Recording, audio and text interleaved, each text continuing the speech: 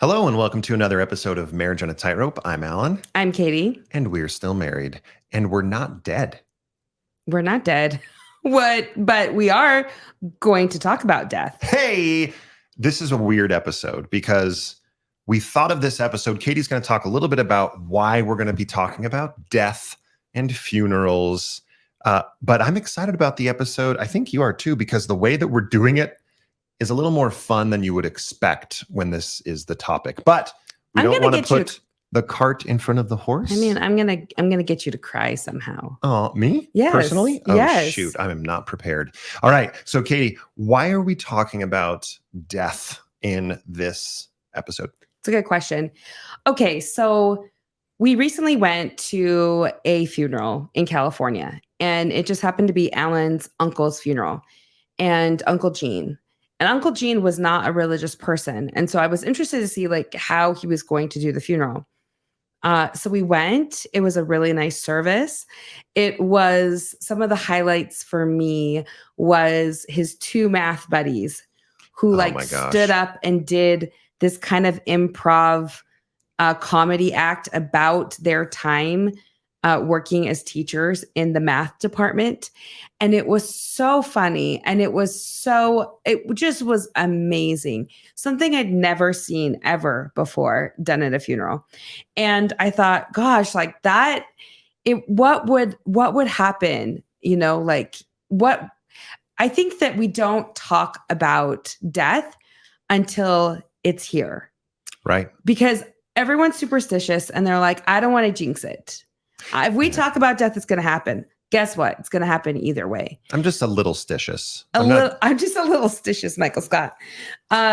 Anyway, so throughout the funeral, Allan and I kept talking about what our wishes may be. We kept thinking, oh, would we want this the same as that? Or would we want to have it in a cemetery like he did? He had it at this, it wasn't a funeral home. It was like it was the chapel of the Forest Lawn Mortuary and Cemetery in Anaheim, California. So it was not an LDS. We've been to a lot of LDS funerals, a lot of Mormon funerals.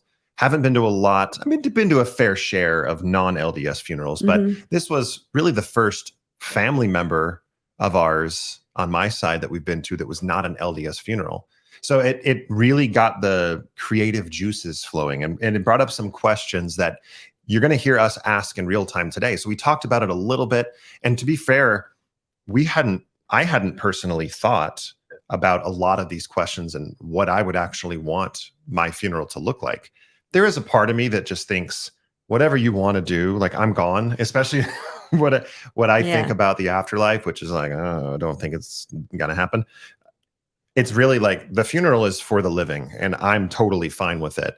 With that being said, that would make for a boring episode when we ask these 8 questions. Well, and also I'll say that in our mixed faith marriage, it has been stressful on me to think about what I would do for Allan if he died tomorrow.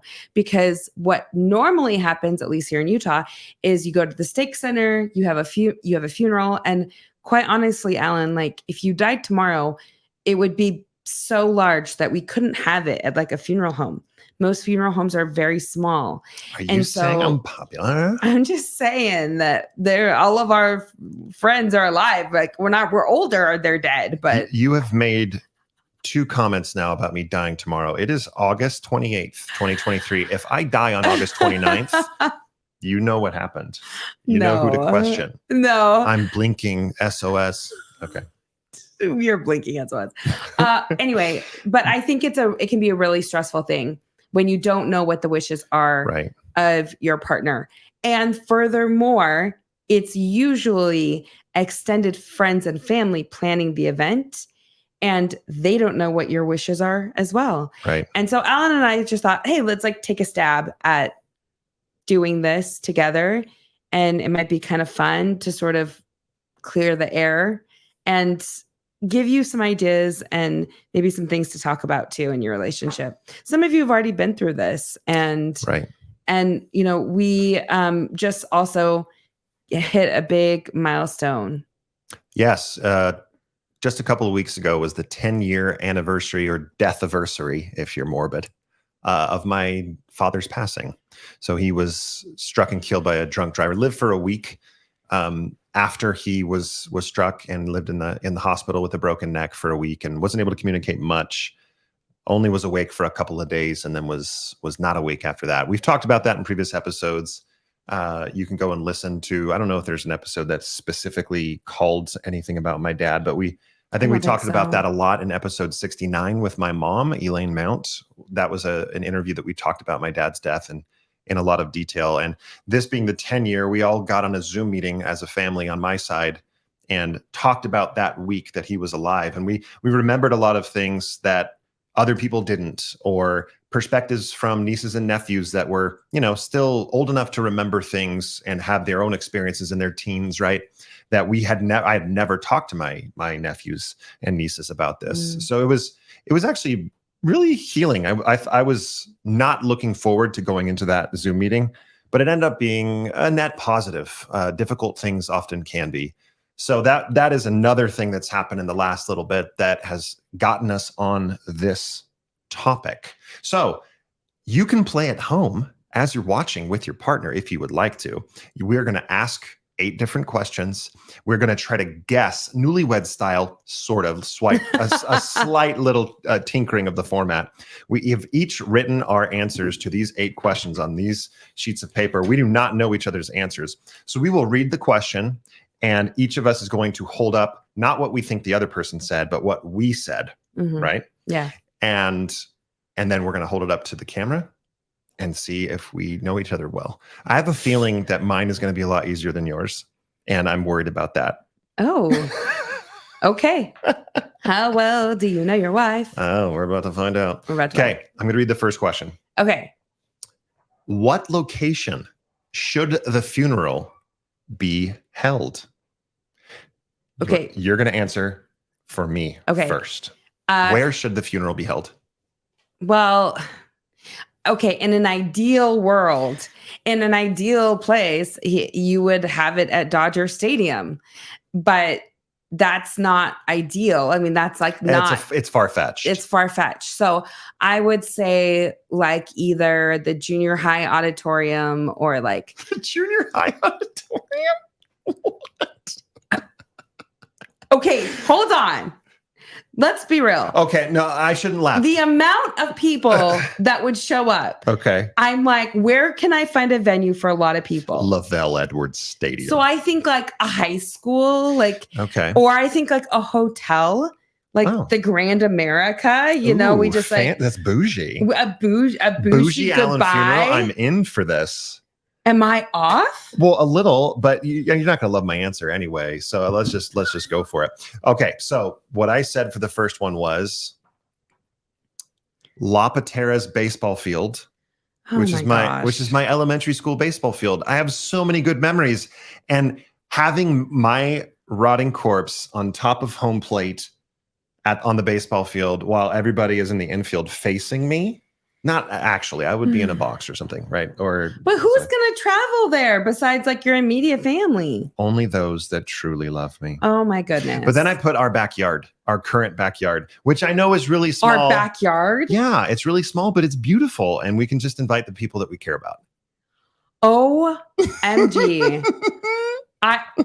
I don't think I'm going to get any of these. No, well, that one was weird. That one was strange. Okay. I'm going to guess yours. Where am I going to have the funeral? So if we did the ideal thing, this would be, it would be Disneyland. And your body in the casket would be like on the bridge next to Cinderella's or Sleeping Beauty's castle, excuse me. That's where it would be. Oh my gosh. But I honestly, at this point, you might still say Steak Center. So if we're going to go far-fetched, the Steak Center. Okay, so you're still steak centering.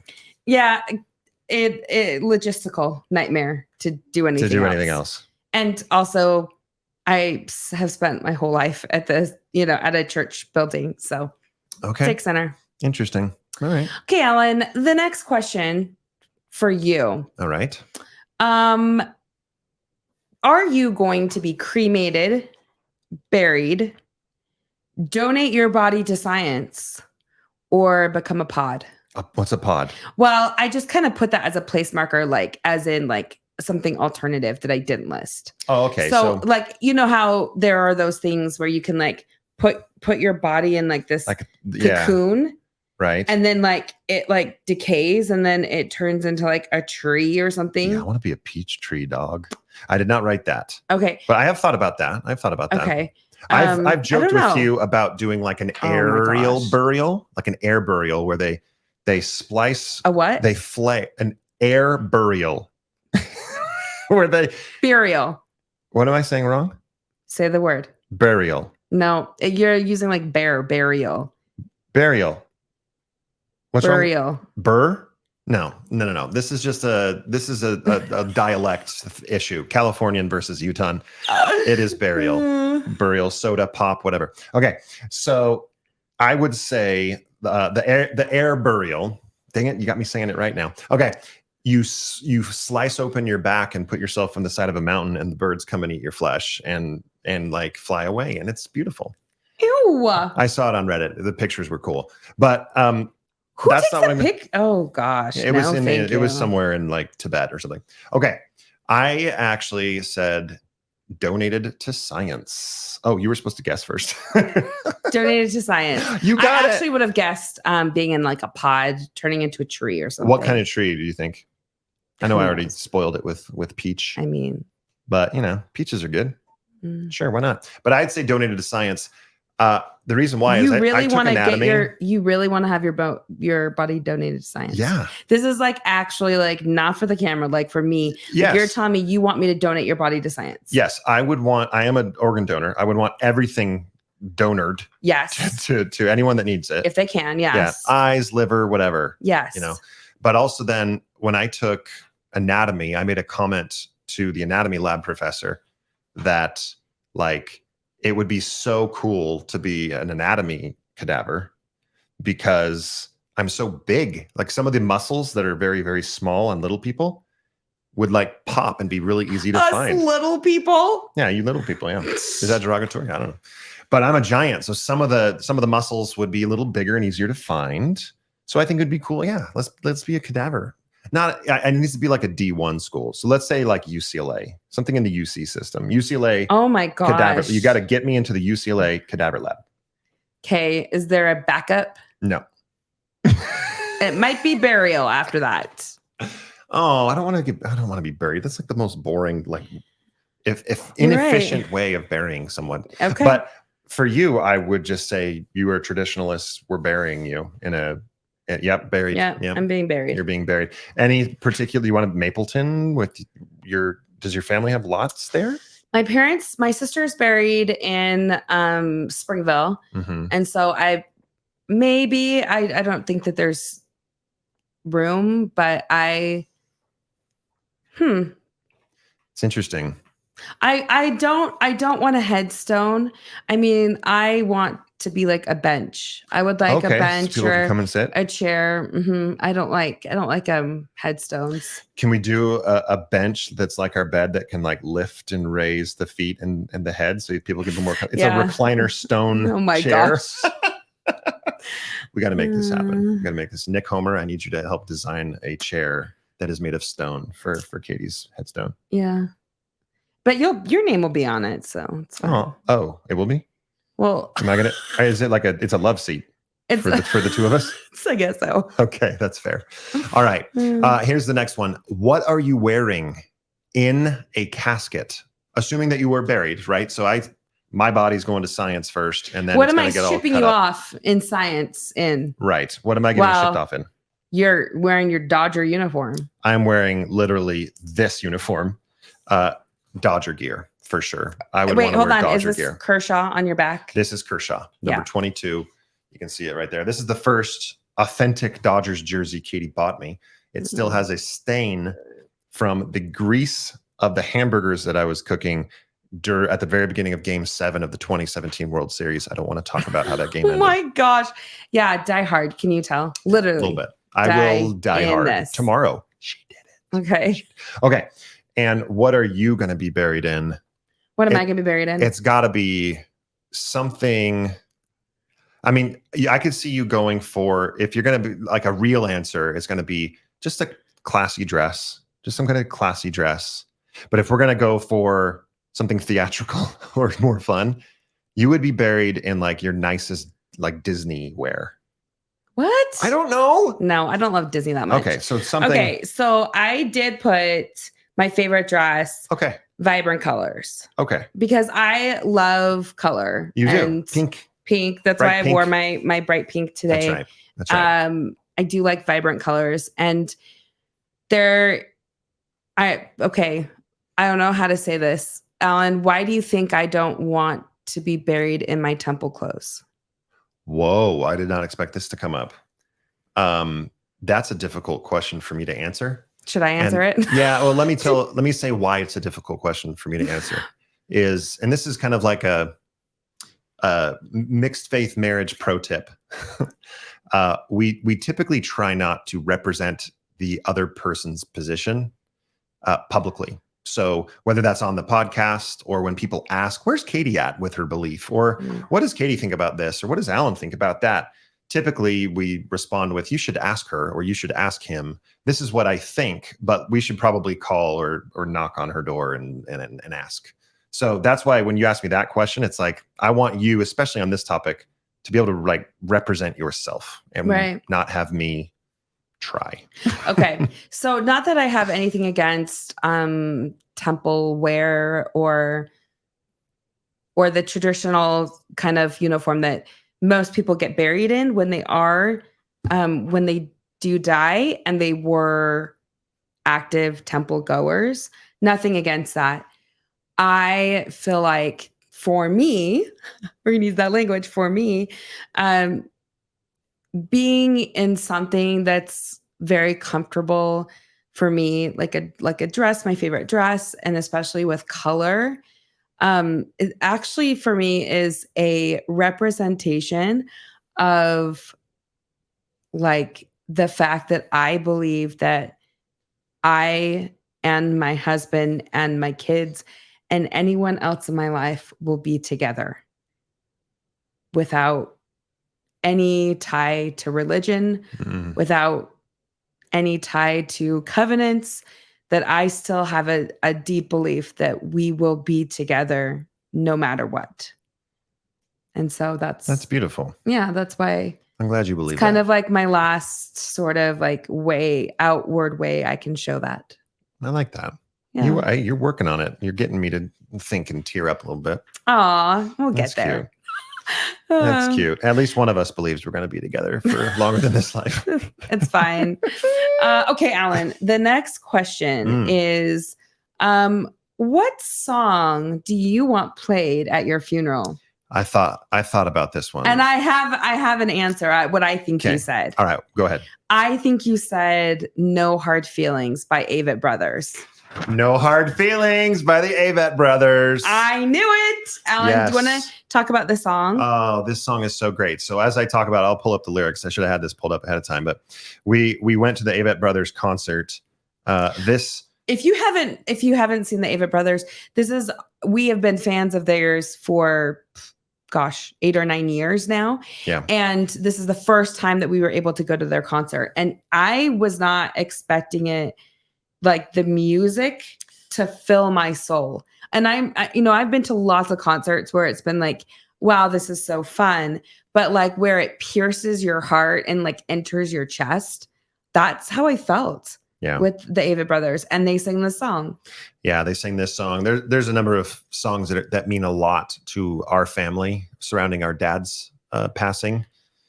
Murder in the City specifically. And they played that and I bawled like a little baby boy in that when they played that song. It was special. But I won't read the whole song lyric here, but I'll just read the very beginning of this. And you should go and listen to this song because it is gloriously beautiful.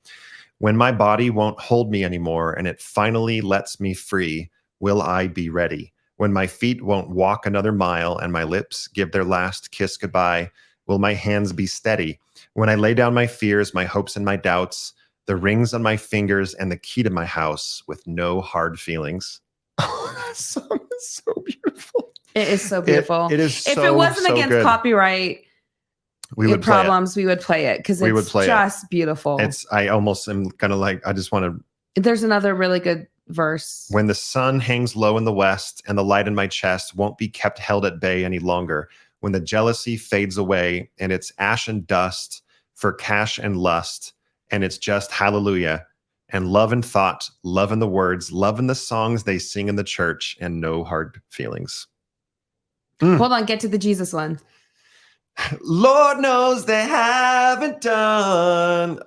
Lord knows they haven't done much good for anyone, kept me afraid and cold with so much to have and hold. It's beautiful. It's a beautiful song. Go listen to it. You have our permission to hit pause and listen to that song and come back. And now you're crying. Welcome back to the episode. Now I've got to think of your song. Yeah. What is my song? Oh my gosh. Remember the Lilies. I'm kidding. What? I'm kidding. I don't know. Remember the Lilies. So I thought about this briefly. To be fair, I didn't narrow it down, but I wanted to say a Taylor Swift song, but I couldn't think of like the right Taylor Swift song. Are you going to start reading the lyrics? You're pulling them up. I'm pulling them up. Is it a Taylor Swift song? No, it's not. Shoot. Is it a contemporary? Is it a Maren Morris song? No. Weird Al. Why would I pick any of those things? I mean, Taylor Swift, I wouldn't think would be so bad. Anne Murray. Nope. Okay, ready? Okay, start reading and I'll say it when I understand.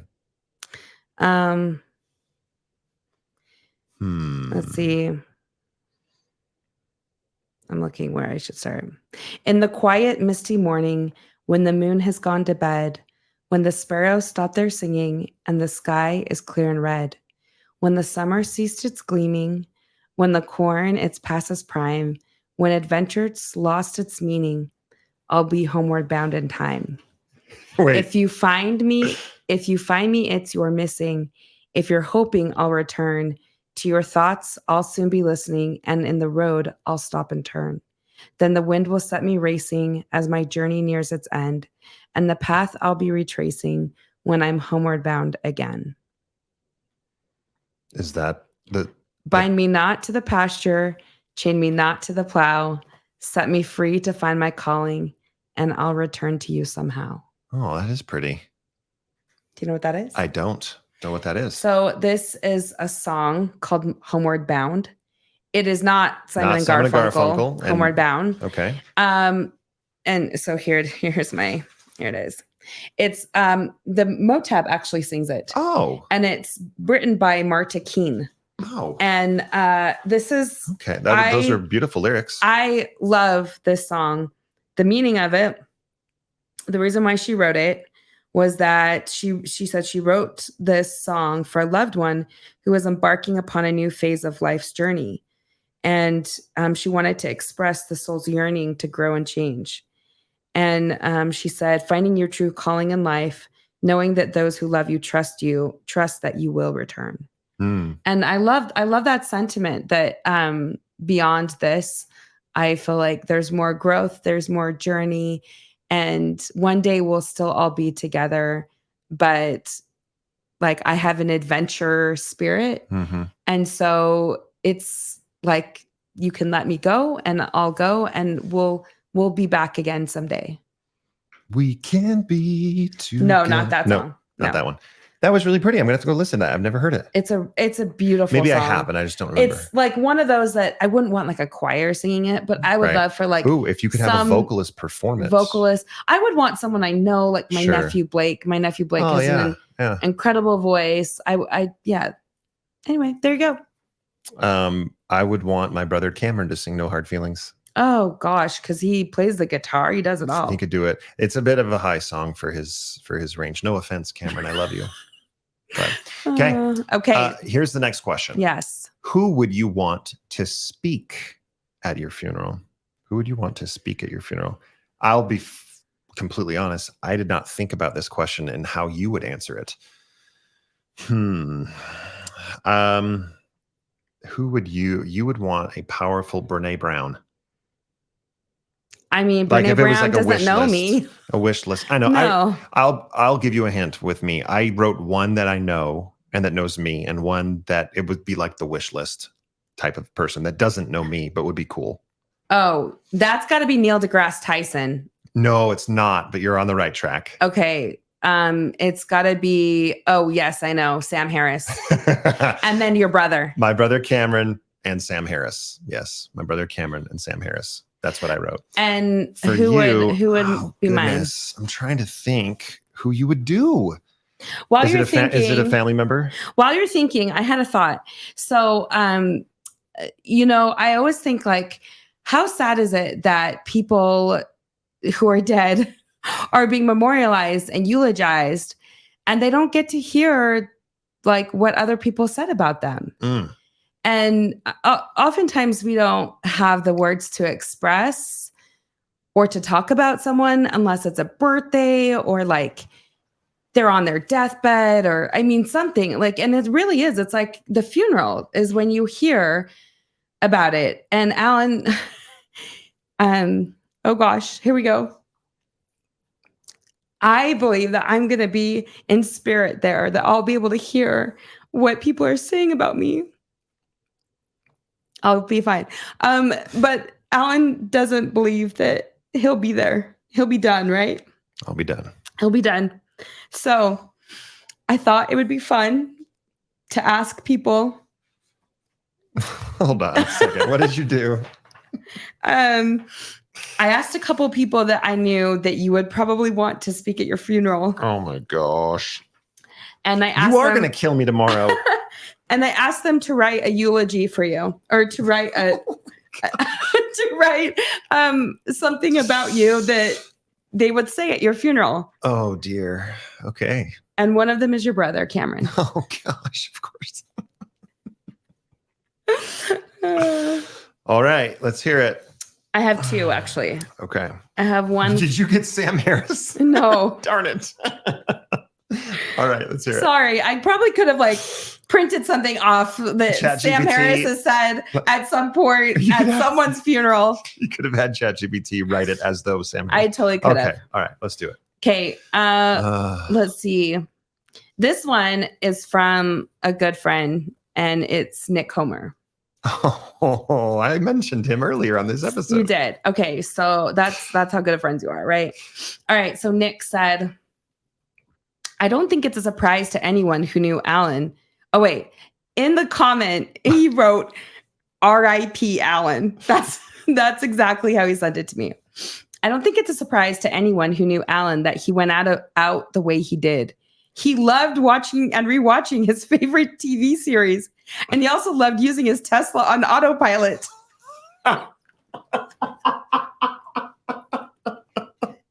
So Nick's making a prediction and of he how definitely loved doing those things at the same time.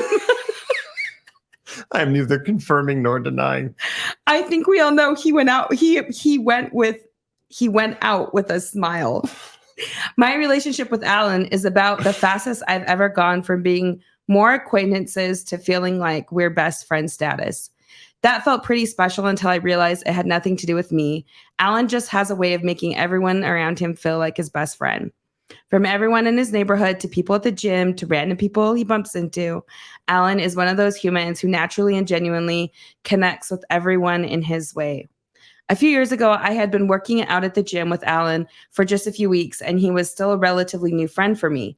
It was my birthday, and we had just put the kids down, and Allan texted and asked if he could swing by to say happy birthday. He showed up with 2 bags of everything he could find at the store that was labeled vegan and stuck around to chat for an hour or two. I commented later to Chelsea that this was probably one of the most meaningful birthday gestures of my life. I honestly felt like I'm in the presence of a relationship Mozart with when I'm with Allan. Everyone is happy to be around him. The other night, we had been up late with our kids, and I texted our gym group text to say I probably wouldn't make it in the morning. He responded with, "Rest well, my prince." I snorted and gagged. As much as it felt like language reserved for a sick, sleepy 3-year-old, it's something absolutely he would say to anyone in any of his social circles. Everyone was Allan's prince. He was everyone's inner potential. and genuinely loved to build and lift. Either that or he was a master manipulator who deeply needed people like him and would go to any length to make that happen. Regardless of the motivation, nobody ever felt unwanted or unimportant when Allan was in the room. And for all this, I would like to say thank you. You've changed my life countless positive ways. You will be missed. Rest well, my sweet prince. Oh my gosh. Am I doing it? Yeah, I've already wiped 4 times. Okay. One more. This is the brother. This is Cameron. Great. Oh my gosh, buckle up. Okay. Oh, here we go. He's not gonna let me off easy. I really appreciate the audience for sticking with this. I know that you can just This is a shock. I did not know this was happening. Yes. Okay. Allan, according to Cameron, Act 1. The annoyance.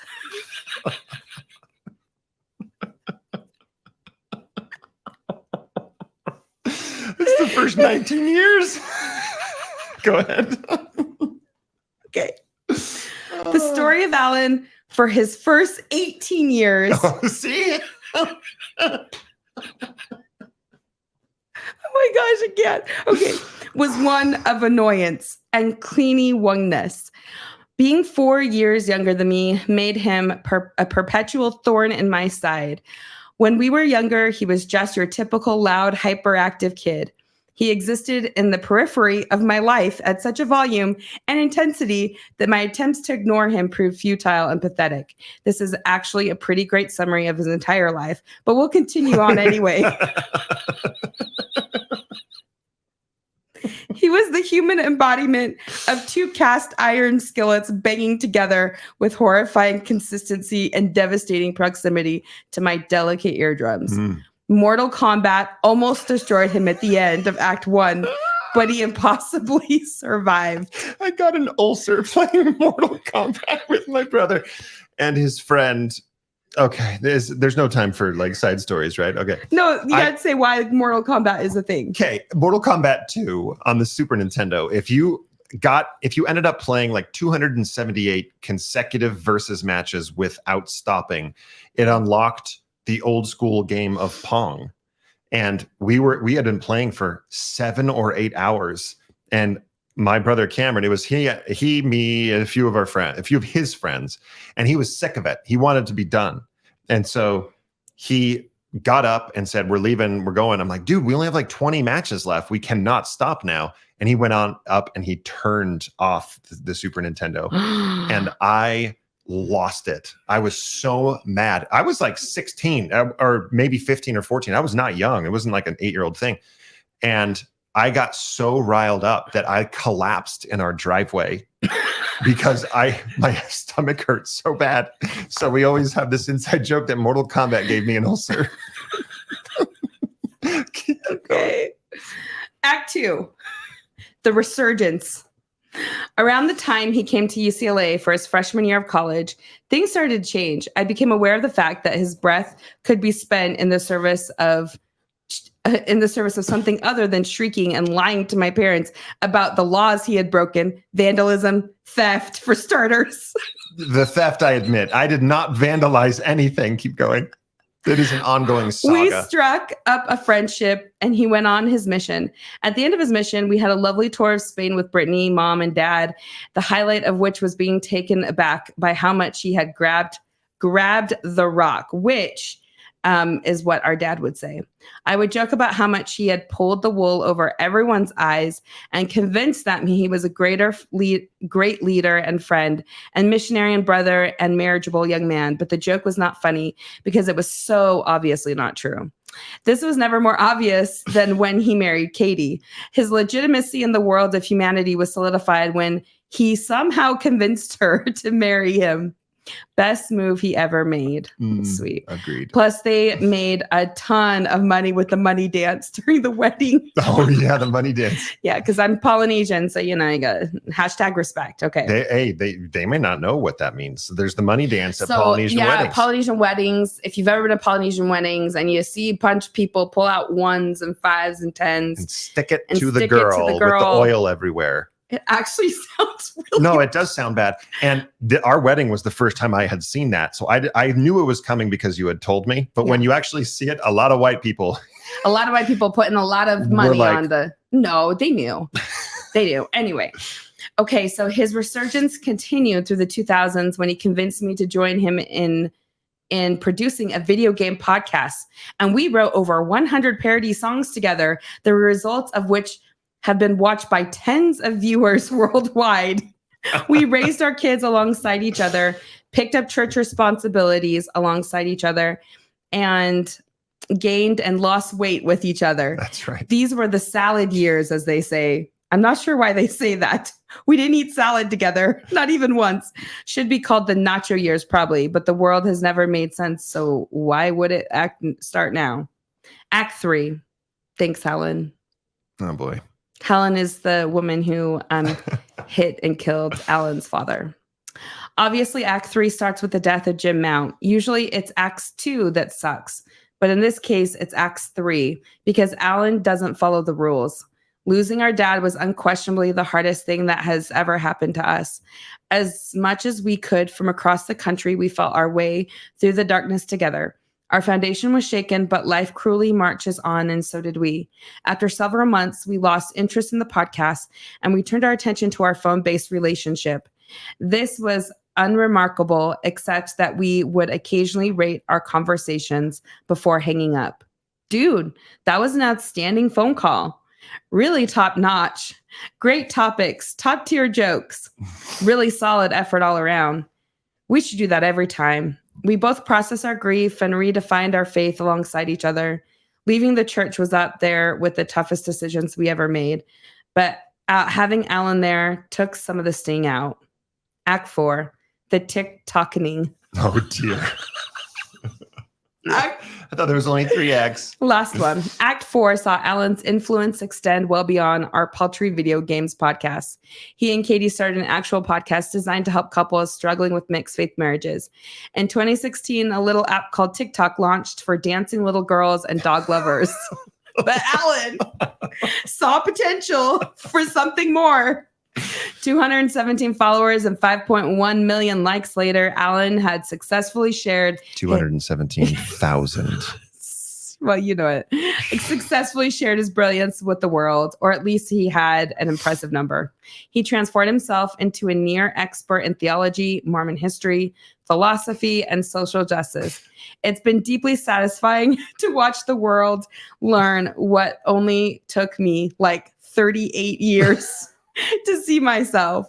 That Alan was a smart, hilarious, thoughtful, kind, generous, loving mountain of a man.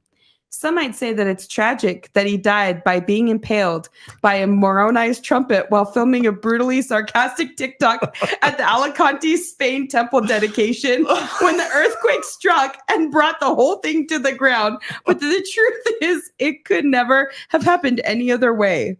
Alan was destined to die the way he lived, loudly, publicly, trying to help others, and being pierced to the soul by religion. R.I.P., little brother. I guess it's true what they say. Some dogs die in hot cars. That was my nickname on our podcast. Dogs die in hot cars. Others die in a freak religious earthquake, gruesome, impaling accident that may or may not have been perpetrated by a vengeful God, but was definitely watched by millions of people and bots alike, and definitely resulted in your most watched video ever. Take that, Mortal Kombat. Gosh. How do we go on from this? I want to die tomorrow. It's done. The eulogies have been written. Is Cameron still on your list yeah, of people to call to now? You're gonna talk? just have to get Sam Harris because that is exactly what I want in a eulogy. Can I just tell you, that was so sweet of you to go and do that. Yeah. And for Nick and Cameron, thank you. Nick, you win. Oh, I wanted it to be laughter and fun, and that was awesome. Oh my gosh. And I totally see, like, if again you died tomorrow, it would that's something that you would want. You want it to be like humorous, and I totally would. That is up to you. And I'm just gonna say, hey, all of you, like, I don't know how you can do this, but if you can go behind your spouse's back and just sort of like get some thoughts from people that would speak at their funeral. I just feel like it's a travesty that these things aren't said before. And then it's too late. But now you've heard what people would say about you. And it's super nice. Anyway. Oh, Allan, who would speak at my funeral? Well, I don't have their speech ready. If you were just to guess a few people, I would say general. You could just say general. I would say like family, like your sisters. If I had to choose one, I won't even go there. But your sisters, I'll say your sisters. Okay, so I listed a few people. So like maybe my kids, depending on when. Right. My sisters. Either. And then friends that represent maybe different parts of my life, stages of my life. Yeah. Maybe someone from high school, maybe someone from my mission, someone from my adult life. Like I have had different friends serve different purposes at different times. And I have made so many like really dear friends. Like I have the best friends ever. You are a great friend maker. The more difficult accomplishment is you are a great friendship nourisher. You're very good at that. I'm really bad at that. Because you only need me as your friend. I lean on vegan gifts to keep my friends and vegan gifts and Mortal Kombat. Right. Oh my gosh, my head's spinning. This is crazy. Okay. Well, that kind of leads into the next one, which, if I remember, what do you want people to say about you? What do you want to be remembered for? What do you want to be remembered for? I want to do you first. I think you want to be remembered for someone that puts others first, that loves nourishing relationships and serving others. Yeah, I mean, yeah, kind of. I'm wrong. What do you want to be? What do you want to be known for? So I'm a huge travel person. I'm a huge I love a good adventure. Mm-hmm. So I put like adventure, right? Someone who is generous. Generosity, okay. Someone who like fostered connection. Yes. How I loved like just being like how I loved people and how I was a friend to everyone. Yeah. So I mean, I got all of them except for the adventurer, which is a really good note. I'm glad that you're doing this. I'm glad that this is going to live forever so that I can go and watch it when you die first. I'm going to outlive you. Mm-hmm. I'm calling it. It's not going to happen. I'm going to die. All right. Okay, Allan. Well, let me guess. Like what you want to be known for. Gosh, I think like Cameron nailed it with like your humor, your ability to see others for who they are, and so you're a big ally. You're a big supporter of those who are in any situation, and someone that like loved large. Oh, I like that. What did you put? I put laughter and being true to me at all costs. Yep. Okay.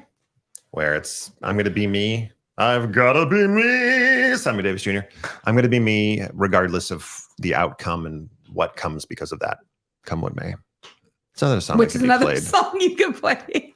From the Loners. Ewan McGregor. All right. Okay, so next one. What is the one thing you want everyone to eat at the luncheon? Okay, can I just say I have been to some really crappy luncheons. I know. No offense. I know it's the Relief Society that does it, and it's kind of the funeral potatoes thing. And it's not for me anyway. Fine. But if I were to like choose the menu, what would I choose? Oh, this is There's hard one. Something that I am very picky about. There is one thing I am very picky about. Really? Yes. Really? I am. Yep. Give me a hint. Nope. Dang it. Okay, I'll just give it to you. All right. Okay. So number one. Well, the desserts. You're very picky about desserts. There we go. Home baked goods. Okay, let me tell you. Yeah. I will not charcuterie. Good one. Charcuterie, because I love charcuterie, and I could literally eat it for breakfast, lunch, and dinner. Yeah. And home baked. I cannot stand. I will not eat store bought. I won't unless it's like a gourmandise or like I would want everyone to bring their favorite baked good. Yes. And they have to bake it. And they have to bake it. That's right. If you bring store-bought cookies to her funeral, I will put you in the casket with her. Okay? No sending crumble to my husband. Oh, no crave. No. We are going to be snobby about our funerals. I'm just saying. Okay. What's mine? Let's see. Okay. Well, nachos or meat. Yeah. Nachos. I knew it. What type of queso? Just for Tostitos, bonus points. Tostitos, medium queso. Queso. That's right. We could just do like the round tables and just stick it. Like everyone can just. Oh yeah, we're just gonna have round tables at the luncheon, and at the center of every table is a pile of nachos, just for everyone to reach in and enjoy. A close second might be meatloaf. Well, I mean, I like meatloaf. It is like what I order. At restaurants every time we go to a restaurant. If they have meatloaf, I usually get it because it's like easy and low risk. However, I wouldn't get it at my funeral. I wouldn't call that low risk. Okay, fair enough. Okay. The last questions. Are there anything? Is it just anything else? Yeah. Any other wishes? Any other wishes?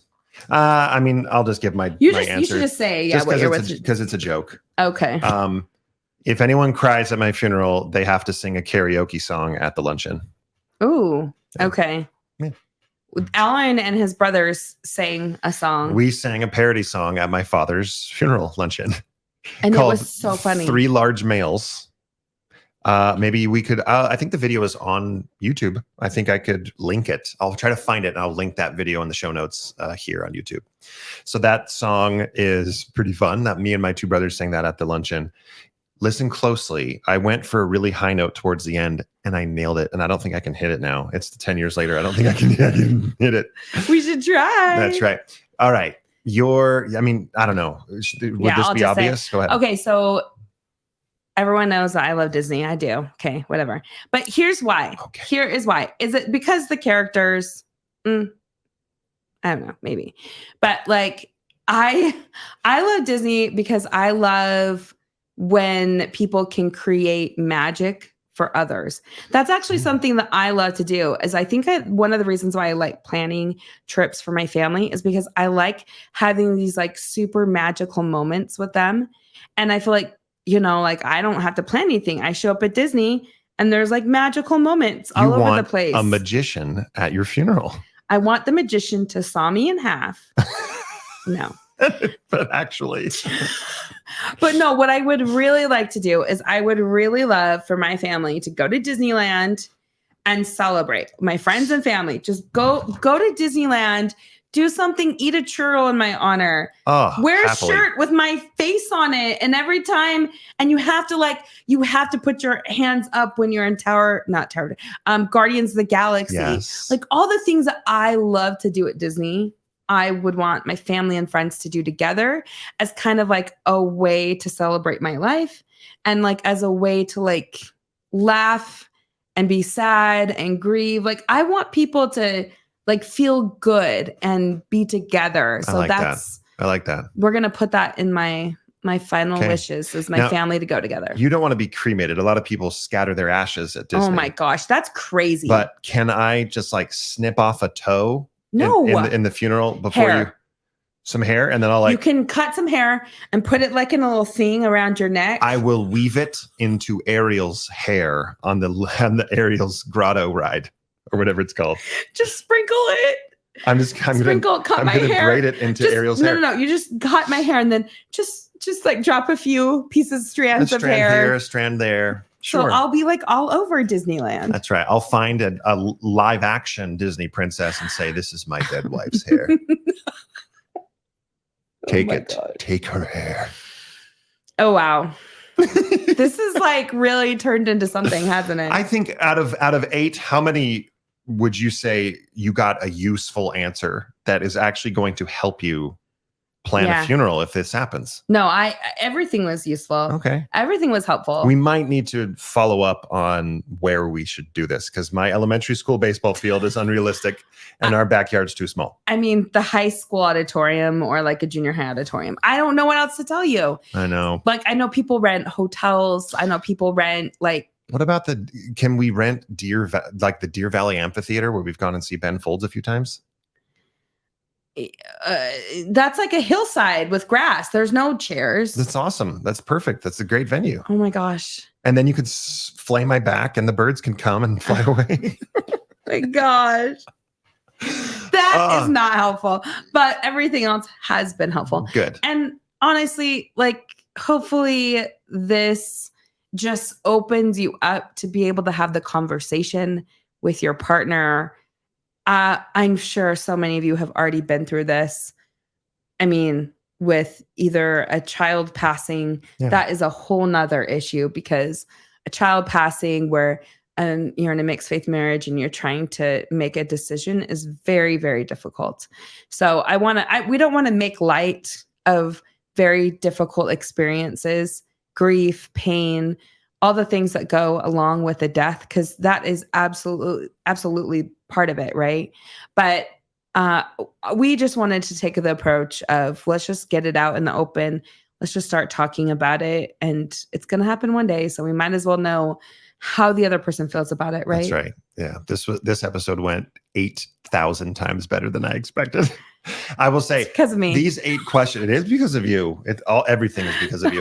All 8 questions are in the description here and in the show notes if you're listening to this after the fact on an audio podcast. So take these questions, get with your partner, whether you're mixed faith or not, and go through the questions. And you may learn something about yourself. You may learn something about your partner. You may learn something about your brother if he gets involved. So well, and also, like, I think it would be a good idea. I mean, if you think about it, if like you had a very active believing family, parents, loved ones, siblings, like, what if they didn't know what your wishes were? If you wanted to have your funeral at church or not. And I get, we kind of joke about all this. I get that really the funeral is for the living. It's for those people who are coping with it. I think, though, that there are beautiful ways we can honor. I'll just say at the end, one thing that they did at Uncle Allan's Uncle Gene's funeral is he loved Hawaii. That's where they went on their honeymoon. That's where they loved going. So everyone wore luau wear, which actually would be appropriate for my funeral as well. That's true. And then also he always had a ball cap on. And so they had everyone wear one of Gene's ball caps. And then after at the luncheon, we got these great pictures of us throwing it in the air, kind of as a remembrance to Gene. So there are some beautiful ways to incorporate the things that you love, the things that we love into this. And hopefully this was helpful. Absolutely. Thank you for planning this episode, Katie. This went really well. And thank you all for listening and watching another episode of Marriage on a Tightrope. We would love to hear from you. So if you have any feedback about this episode, please leave a comment. Please give us a rating on iTunes or wherever you're listening to this episode. Comment here on Facebook, like and subscribe. That helps us quite a bit. You can also email us at marriageonatightrope@gmail.com. And 2 other quick announcements that we would love to say. If you would like to support Marriage on a Tightrope, you can go to tightropemarriage.org and make a recurring donation. That helps us keep this podcast going and have wild, interesting conversations and topics and episodes like this.